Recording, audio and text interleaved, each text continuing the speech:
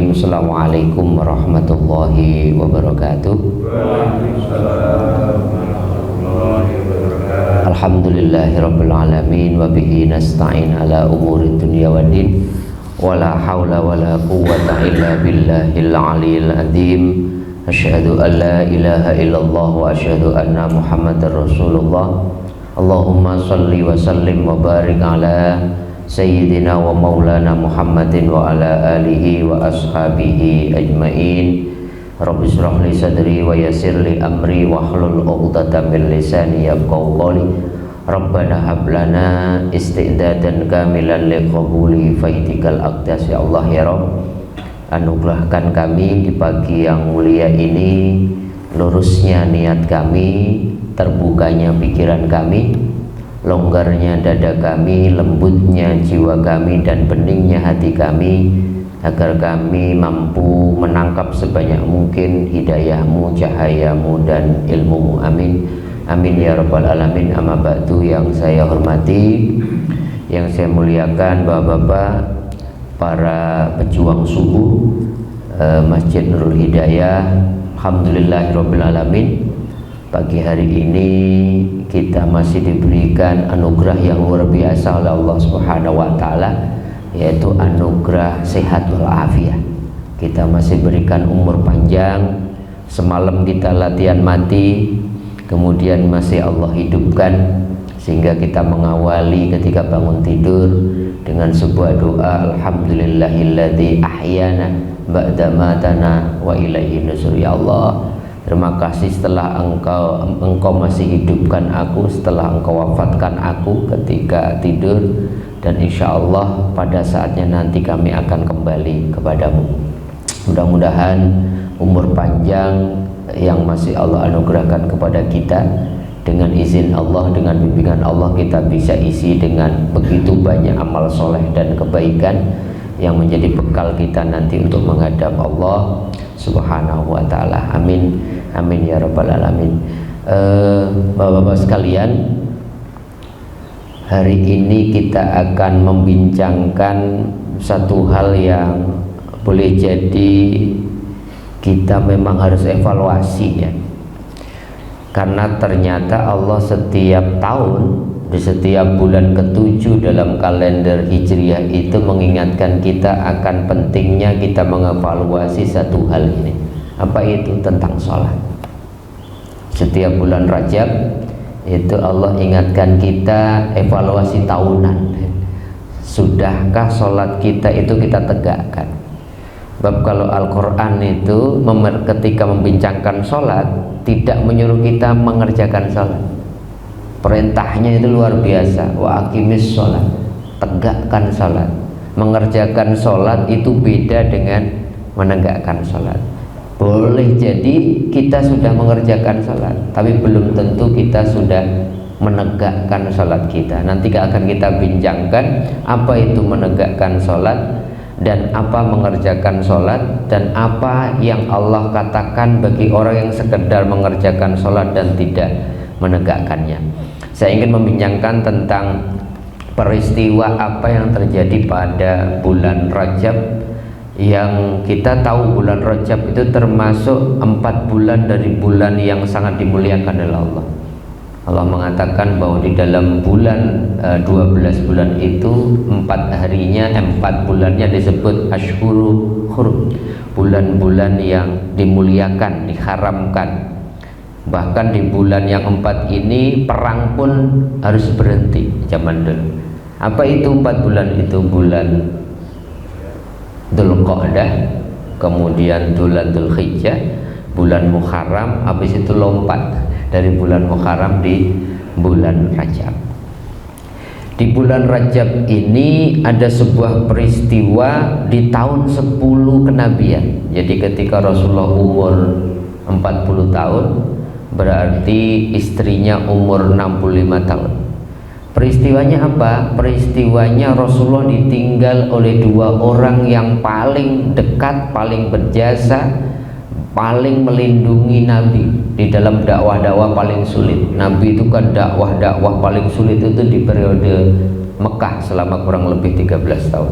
Pertama, Rasulullah ditinggal sang istri tercinta, yaitu Bunda Sayyidah Khadijatul Kubra, umur 65 tahun. Kita tahu persis Bunda Khadijah ini seorang pengusaha besar, tapi bayangkan ketika wafatnya Khadijah, digambarkan dalam beberapa riwayat Rasulullah bahkan tidak bisa membelikan kain kafan untuk sang istri.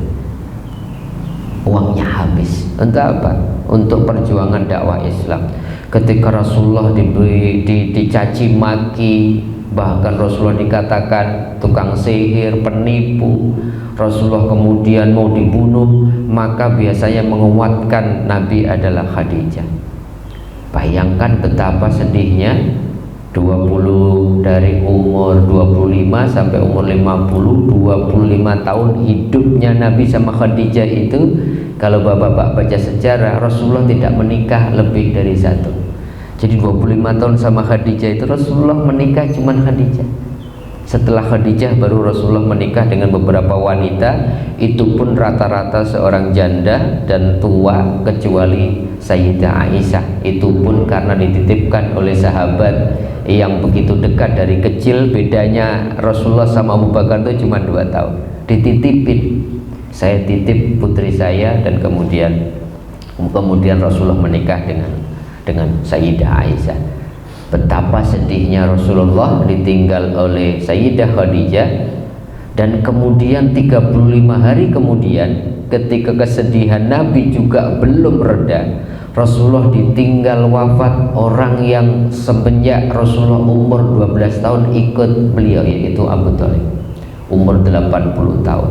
Jadi kurang lebih 1 bulan 5 hari Rasulullah ditinggal 2 orang yang paling berjasa dalam dakwah Nabi. Maka tahun itu disebut Amul Husni, tahun kesedihan yang luar biasa. Tetapi yang kemudian menarik di tahun itu, ketika Rasulullah bersedih ditinggal oleh 2 orang yang paling dicintai, Rasulullah diberikan hiburan rohani yang kita kenal dengan peristiwa Isra dan Mi'raj yang diabadikan dalam surat Al-Isra ayat 1. Subhanalladzi asra bi 'abdihi lailan minal masjidil haram ilal masjidil aqsa alladzi barakna haulahu linuriyahu min ayatina innahu was-samiul basir. Jadi Allah kemudian memperjalankan hambanya di malam hari dari Masjidil Haram ke Masjidil Aqsa, yang di antara Masjidil Haram dan Masjidil Aqsa itu Allah berikan keberkahan untuk menunjukkan beberapa tanda kekuasaan Allah bagi yang maha. Sesungguhnya Allah maha mendengar lagi maha mengetahui. Jadi peristiwa Isra Mi'raj itu peristiwa untuk menghibur secara rohani Rasulullah yang tertimpa kesedihan yang disebut Amul Husni tadi. Pelajarannya apa Bapak sekalian? Kalau kita punya problemnya berat, itu bukan curhat ke medsos kita. Kalau pakai rumus ini, kalau kita punya problem kesedihan yang luar biasa, curhatnya adalah ketemu Allah, curhatnya ambil air wudhu, curhatnya kemudian lewat sholat. Nanti kita diskusi bahwa sholat itu gunanya, manfaatnya luar biasa. Saya ingin membincangkan tentang peristiwa Isra dan Mi'rajnya. Peristiwa Isra Mi'raj itu yaitu dua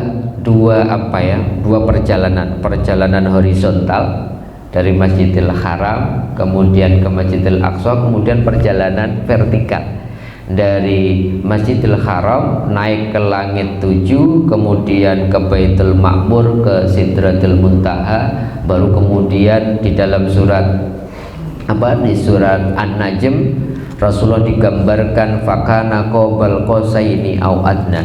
Jadi Rasulullah itu sangat dekat sekali Bapak sekalian dengan Allah untuk menerima yang kita tahu perintah yang paling penting, yaitu perintah sholat.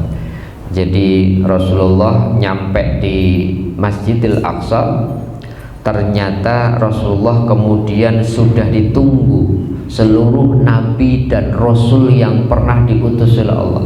digambarkan itu secara rohani. Ada yang mengatakan Rasulullah bisa melihat semua nabi dari Nabi Adam sampai Nabi Isa itu hadir di Masjidil Aqsa, dan Rasulullah kemudian sholat 2 rakaat dan mereka semua meminta Rasulullah untuk menjadi imam dalam sholat itu, padahal Rasulullah kan paling junior secara historis. Ini untuk menunjukkan bahwa kualitas rohaninya Nabi Muhammad, walaupun beliau paling akhir, tapi kualitas rohaninya melampaui kualitas rohani bahkan Nabi Adam yang diutus pertama kali. Sholat 2 rakaat, kemudian setelah sholat 2 rakaat Rasulullah diberi suguhan 2 gelas oleh malaikat Jibril. Gelas pertama berisi susu, gelas kedua berisi khamar, dan Rasulullah tentunya dengan izin Allah kemudian memilih susu. Susu itu maknanya secara spiritual adalah ilmu pengetahuan. Jadi kita ini umat Islam diberi keunggulan itu kalau kita punya ilmu. Maka Allah katakan kan yarfa'illahu alladzina amanu minkum walladzina utul ilma darajat. Ciri kalau kita mau diangkat derajatnya sama Allah itu 2. Kita punya ilmu, punya iman. Punya iman saja kita punya keinginan berbuat baik, tapi kalau keinginan berbuat baik enggak diimbangi dengan ilmu, perbuatan baiknya enggak diterima oleh Allah kan. Man amala bi ghairi ilmin amaluhu mardudatun la tuqbal. Barang siapa beramal, melakukan ibadah atau apapun tanpa ilmu, amalnya sia-sia. Termasuk sholat kita, kalau nggak ngerti ilmunya ya sia-sia. Termasuk nanti puasa kita, haji kita, umroh kita, atau apapun itu perlu ilmu. Maka kemudian wahyu pertama yang diturunkan pertama kali itu bukan disuruh sholat, bukan disuruh puasa, bukan disuruh haji, tetapi belajar dulu. Iqra bismi rabbikal ladzi khalaq.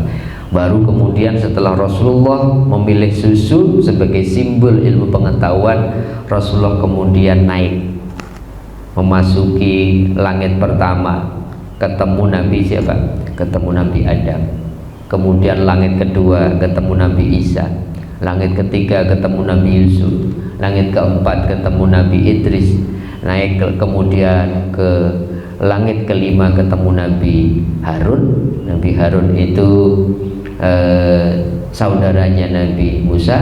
Kemudian langit ke-6 ketemu Nabi Musa, baru langit ke-7 ketemu mbahnya Nasrullah, yaitu ketemu Nabi Ibrahim. Baru setelah itu Rasulullah naik ke disebut Baitul Ma'mur.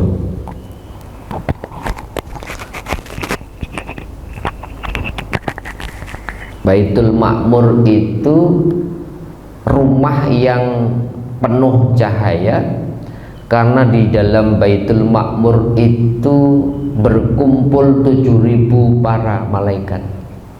Itu kayak semacam, kalau di kita ini apa ya, satu step sebelum kita sangat dekat dengan Allah itu biasanya orang penuh cahaya, sifat-sifat malaikatnya itu muncul.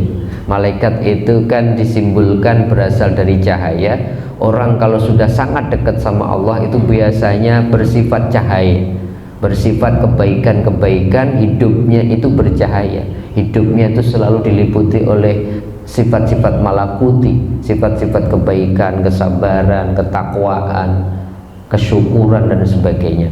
Baru kemudian setelah naik ke Baitul Ma'mur, malaikat Jibril mempersilahkan Rasulullah untuk naik ke Sidratul Muntaha. Malaikat Jibril nggak bisa naik ke Sidratul Muntaha karena kualitas rohani orang yang bisa masuk ke Sidratul Muntaha itu kualitas rohani yang betul-betul istimewa. Hanya Rasulullah yang bisa ke Sidratul Muntaha.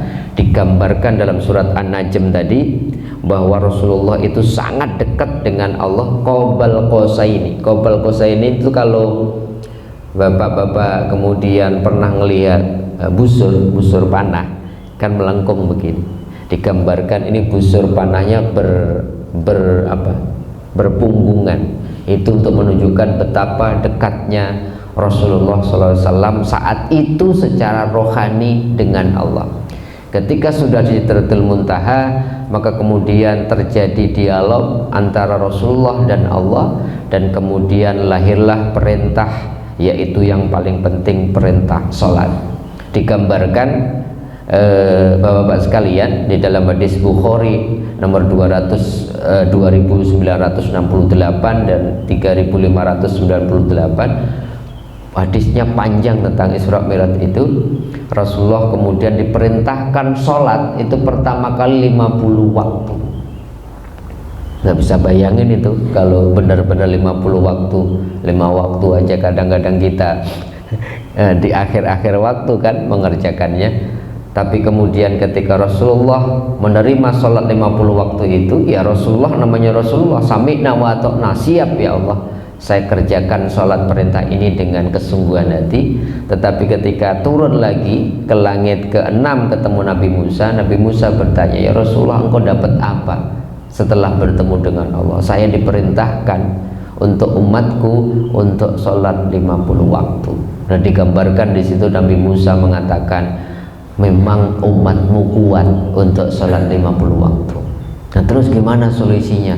Sebaiknya Anda kembali lagi kepada Allah untuk minta dispensasi, untuk minta pengurangan sholat itu waktunya jangan 50 waktu. Bayangin 50 waktu berarti kalau kita sehari semalam 24 jam, setengah jam sekali itu kita sholat gitu. Singkat cerita, kemudian setelah Rasulullah menghadap Nabi, minta karena cintanya kepada kita untuk dikurangi, sehingga kemudian kita diperintahkan hanya sholat 5 waktu, tetapi nilainya sama dengan 50 waktu. Karena umat Rasulullah kita ini Pak, itu dapat keistimewaan, kata Rasulullah, man sanna sunnatan hasanah falahu asyru amsaliyah. Umatnya Kanjeng Nabi itu kalau melakukan kebaikan, setiap kebaikannya dikalikan 10 kali lipat. Maka kita sholatnya cuma 5 waktu, tetapi nilainya sama dengan 50 waktu. Ini cerita tentang Isra Mi'raj.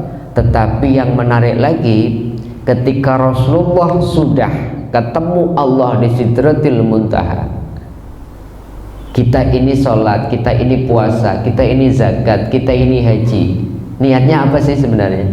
Pengen ketemu Allah kan? Yang kita cita-citakan itu kan ketemu Allah. Tetapi ketika Rasulullah sudah ketemu Allah, Rasulullah ternyata tidak egois. Rasulullah tidak ingin menikmati pertemuan dengan Allah itu sendiri. Maka Rasulullah turun lagi ke dunia, kembali lagi ke Mekah, kemudian setelah ketemu Allah untuk membagi pertemuan yang begitu indah dengan Allah. Kalau Rasulullah egois, Rasulullah nggak akan turun. Tapi Rasulullah turun untuk menggambarkan nanti ketika kita cerita yang lebih detail tentang sholat, kenapa Rasulullah kembali dari Sidratil Muntaha, kembali lagi ke bumi, kembali lagi ke Masjidil Aqsa, dan balik lagi kemudian ke Masjidil Haram atau tepatnya ke Mekah Al-Mukarramah. Ini cerita tentang Isra dan Mi'raj peristiwanya. Kalau bapak-bapak sekalian pengen detail peristiwa Isra Mi'raj itu, Ibnu Hajar Al-Asqalani itu sampai nulis buku khusus tentang Isra dan Mi'raj. Bukunya nggak terlalu tebal, tapi itu peristiwanya cukup lengkap. Cerita tentang Rasulullah dalam perjalanan Sidratul